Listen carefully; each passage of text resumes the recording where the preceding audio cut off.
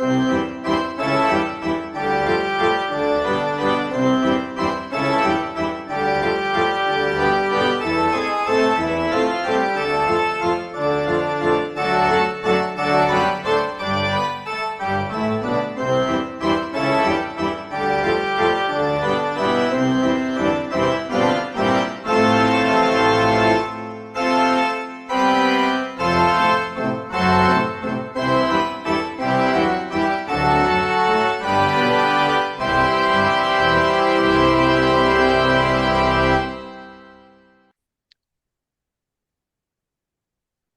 everyone, and welcome to the latest episode of the Highlander Bullpen Baseball Podcast.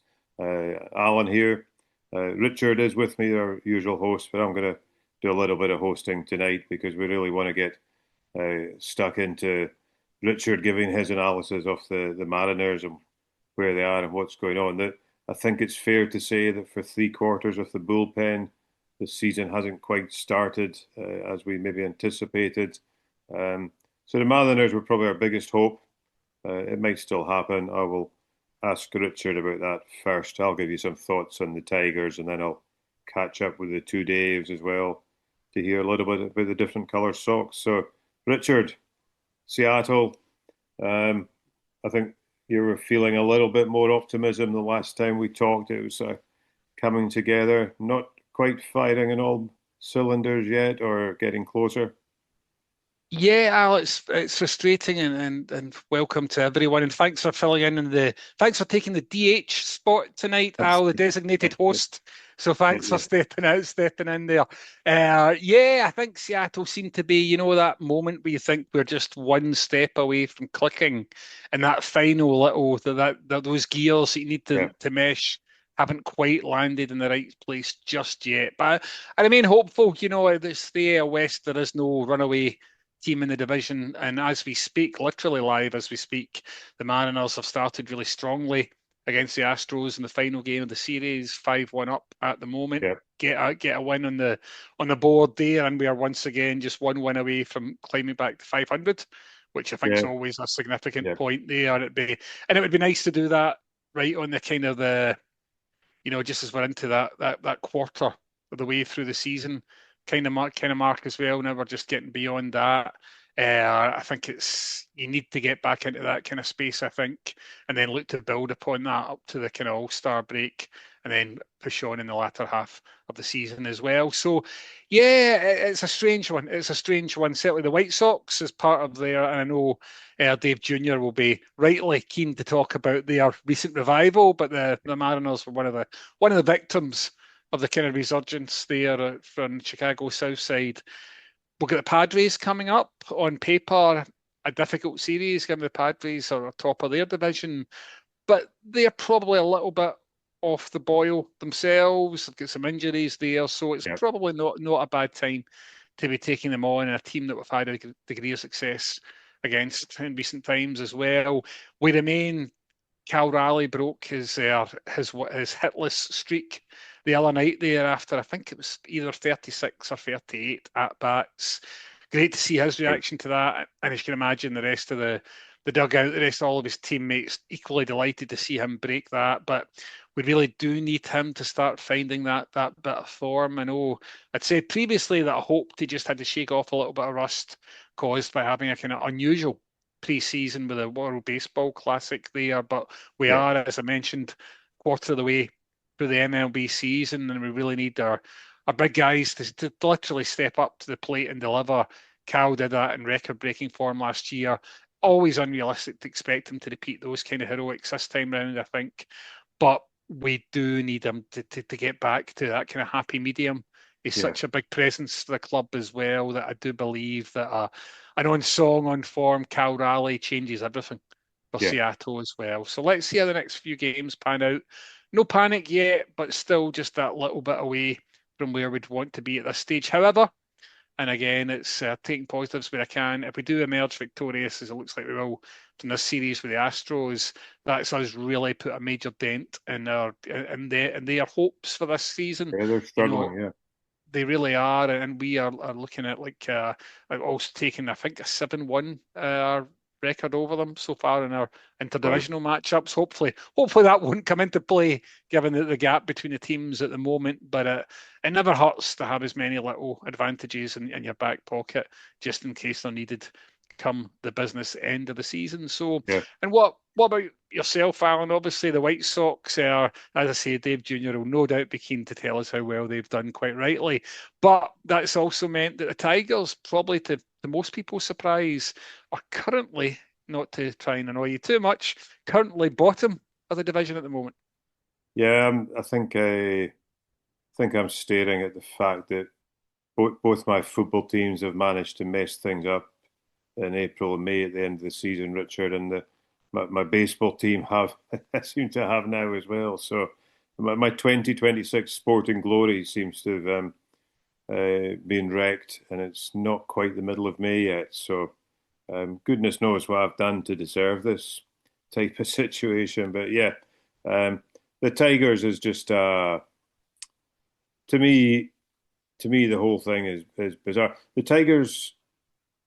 There's an interesting stat here. The Tigers last season started the season really hot. If you remember, I think by the time they got to the All-Star game, they were like pretty much one of the best teams in baseball. You thought this is what they've been building for. This is what they're now going to go and do. And then they limped into the playoffs. They won a playoff game. They obviously got to play your boys. So you thought, yeah, things looking better. Big signings in the off season. Verlander back, Valdez, brought McGonigal up from the AAA Major League contract. Kenley Jansen in as a saver, something like fifth in the all-time list or something like that. And spending big money, and you thought, you just look on it, Richard, and you sort of think, well, they're progressing from before. But there's now a situation, I think, I don't know the actual figure, but if you look at since the All-Star game last year, and you talked about the Mariners nearly at 500, and I think that's significant. I'll mention a couple of things on that, but the Tigers are something like 20 games under 500 since last July, and that's poor baseball. What's 500 is 81 wins. So yeah, you're talking 60 wins. You're talking potentially this Tigers team is going to be like a 70-win season. I think I was bold enough to predict 90, unless something dramatic happens. Having watched football for too long, I'm also now comparing this and thinking the stats you're taken in by a glory spell. I'm in my fully depressed, disappointed mode about the whole thing. This season, the Tigers, you look at some of the stats. So the Tigers have had over 50 situations with runners in scoring position and no outs. So that's at least one runner on second base. No one's out. I'm not sure what a good conversion rate is for that, but I'm pretty sure 45% is not a good conversion rate, Richard. I mean, you've got to be, you've got three guys coming up behind you to try to get one of them home. You should be doing that fairly regularly. So that's not great. Again, until we turned up in New York this week to play the Mets, the Tigers actually were one of very few teams in the American League with a positive run differential. I think we're going to end up like after this 3-game series with a negative run differential of over 10.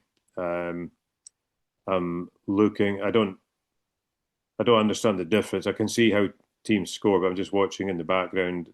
Tigers Mets just now. It's 9-4 in the 8th. I think that's something like the 5th home run the Mets have put up against the Tigers tonight. So Mets are a poor team.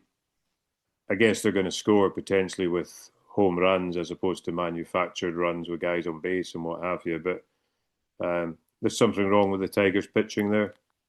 I mentioned the signings, Valdez, Verlander. Valdez managed to get him suspended himself suspended for looks like deliberately throwing a pitch at somebody.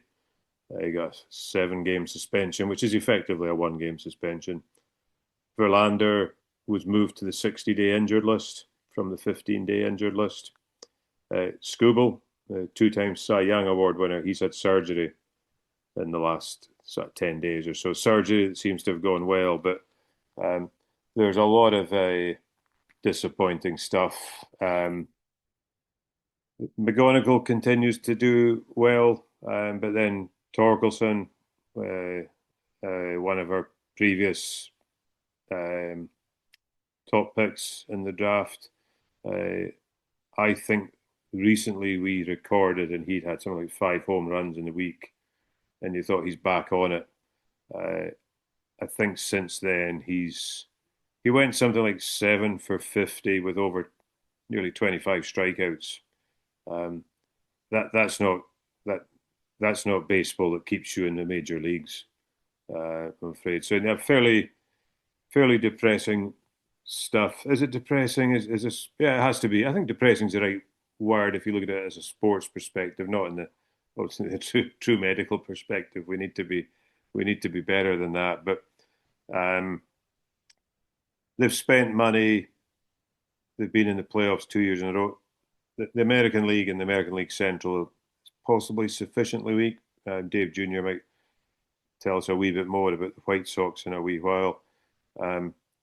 Tigers could scrape into the playoffs with some form of a turnaround, but it's just not what we expected. And I'll mention quickly as well, we might have a couple of minute chat on this, maybe, Richard. I know we might come to this from different angles, maybe, but AJ Hinch, the Tigers manager, coach, captain, whatever they call baseball, he was ejected tonight for disputing a video call decision. And I think we've maybe have we had enough chat about video call decisions in Scottish football in the last 24 hours, in the last 7 weeks, in the last 24 months, 7 days and 24 months.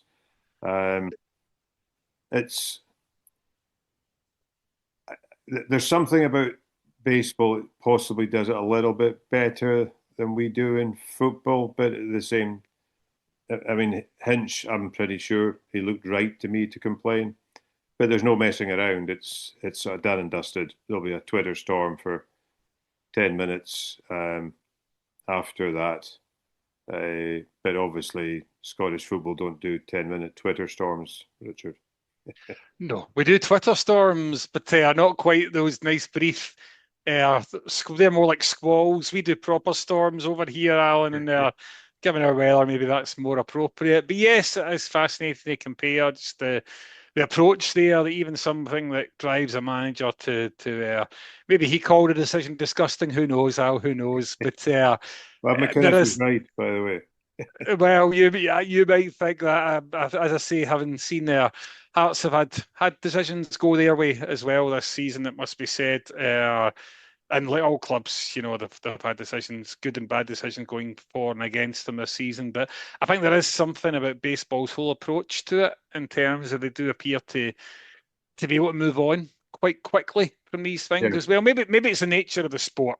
Maybe it's the nature of the sport. You're largely out or you're not, I guess, with the number of angles they have and all that kind of stuff.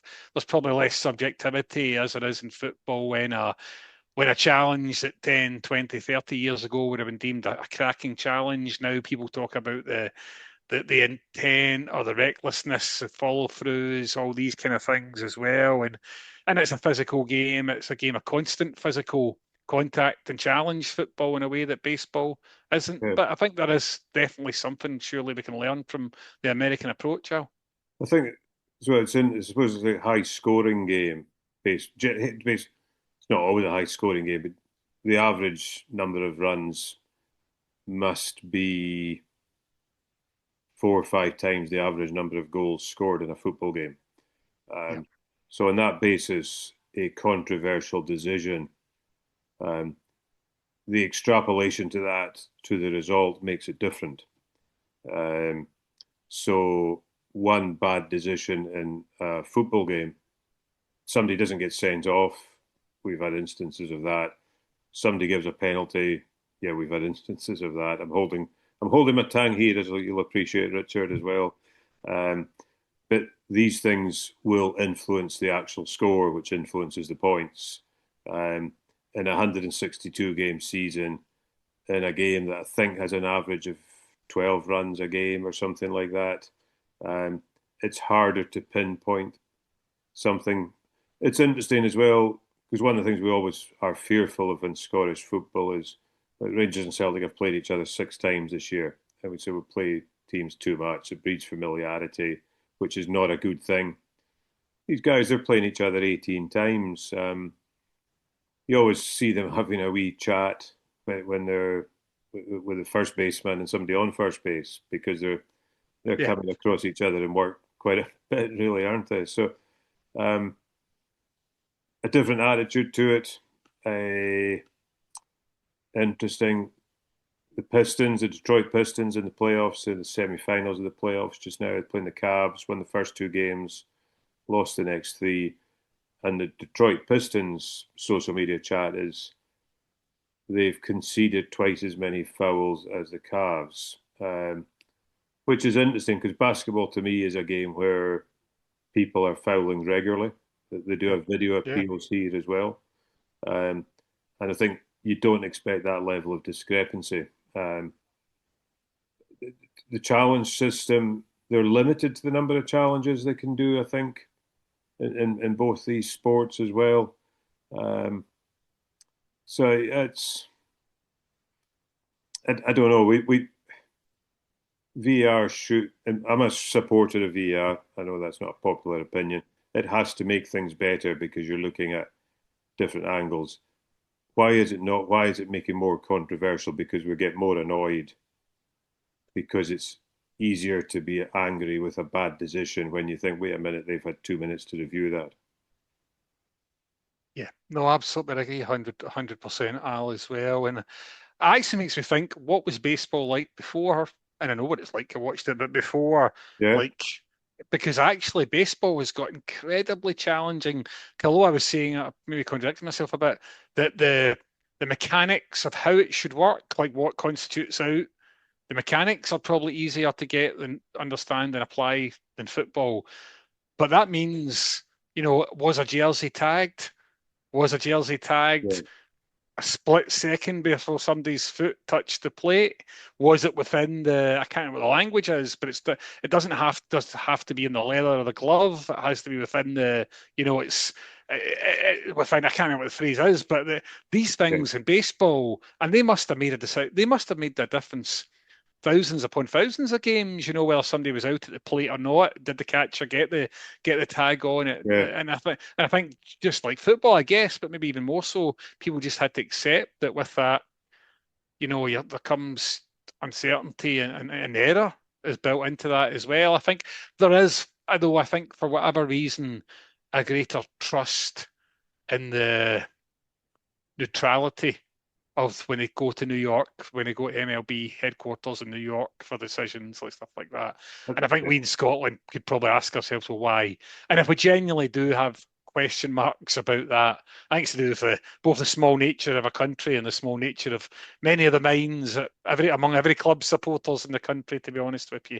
But if that's genuinely, we feel, well, why don't we ask England? Why can't we use their VAR people? That would be not a difficult thing to do. They've got their huge setup. Could we yeah. pay? So they still have the Scottish referees, your normal referees doing the refereeing bit of it, but the VAR bit of it, the video is taken down and It's is decided upon. could be a good suggestion when you think about VAR is you can have that in a studio anywhere. It Yep. doesn't have to be within 10 miles of the ground or anything. So yeah, you can have it in Spain, you can have it in Italy, you can have it in the USA, as long as you have the right people looking at it with all the angles. And I don't think in this day and age there's a delay in seeing internet stuff or live stuff No. in the US to the UK. So yeah, it's interesting point. Interesting what you say about what they did in the old days. The vision, the thing am amazed at is the ability. It's probably, if you're good at it, it's probably easier than it looks. But I'm always amazed when you've got first baseman who is able to make a call. Did somebody hit? Did they get to the bag before they were tagged, or the first baseman catches the ball? And I just think the ability to do that, it's fantastic eyesight, fantastic.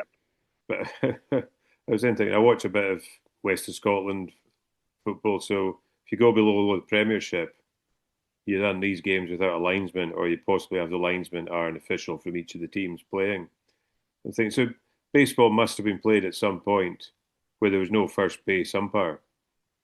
Yeah, there's only the home plate umpire, and you think that's. And it crossed my mind at one point. One of my other favourite sports, golf, the integrity of golf. USPGA Championship starts today, and there's a South African lad. I don't know how he did it, but he turned up late for his tee time, a minute late, 2-stroke penalty. There you go. You don't argue about these things. You take that on the chin.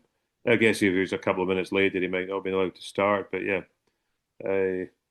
well, it's a good wee discussion on that. I'm sure over a pint we can get a wee bit more aggressive with each other and see what happens. I'm just going to go and find some maroon clothes for the weekend.